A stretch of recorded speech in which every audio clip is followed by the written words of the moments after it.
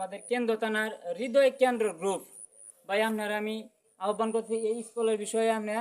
তুলে ধরবেন যে পরিবেশটা আছে এই পরিবেশটা হয়তো আমার ছোট আইডিয়া আপনার বললো যাইতো না যদি কেউ সামনে পড়ে তার কাছে ভিডিওটা আমার পৌঁছাই দিবেন এটি আমার একটা রিকোয়েস্ট। আসসালামু আলাইকুম, আপনারা দেখেন আমরা শৈলেট স্কুলের শামুকটা অবস্থাটা করে দেখেন এখানে প্রায় এই যে তারিখ দেওয়া আছে এই উপরে তারিখে প্রায় 57 বছর হয়ে গেছে কিন্তু এখনো কোনো কাজেই কিন্তু 57 বছরের ভিতরে কোনো কাজ হয়েছে না। আর খেলার মাঠ তো একবারেই না গিয়ে মানে সামনের অবস্থার একবার দেখবেন যেন খেলার মাঠ থাকার কথা আছি এনে আছে আমরা পুষ্কুনি খেলার মাঠ থাকার কথা আছি এনে হচ্ছে পুষ্কুনি।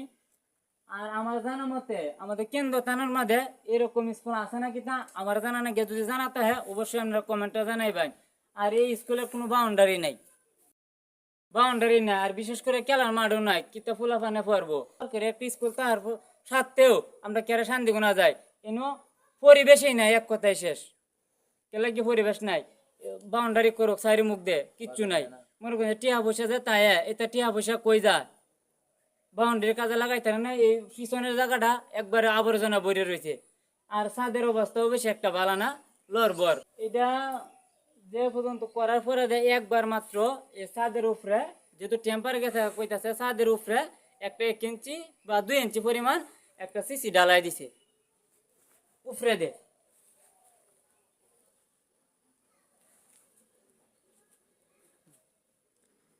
এটা আমার জানা মতে কোন স্কুলে দেওয়া আছে না কিতা আমার জানা না গিয়া আপনারা যদি জানা তাহে অবশ্যই কমেন্টে জানাইবেন। আর আমার কথা হইলো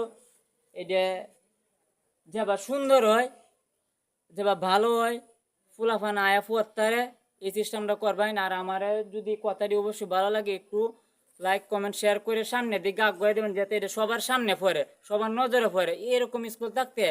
এই 57 বছর বয়স হয়েছে স্কুলটা কোনো কাজ নাই কেন লাগে। আমাদের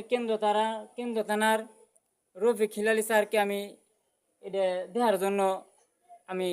তার কাছে আমি একটা ছোটো মানুষ হিসেবে আমি একটা আবদার জানাইলাম। আর যত নেতা কর্মী আছে আমাদের রয়্যালবাড়ি ইউনিয়নে তাদেরকেও আমি একটা আবদার জানাইলাম মানে এটা একটু দেখার জন্য কেন লাগে স্কুলটা উন্নত হইতে সব স্কুলে উন্নত আমরা শৈলাট স্কুলটা কি আর উন্নত নাই আমার কথা এটি।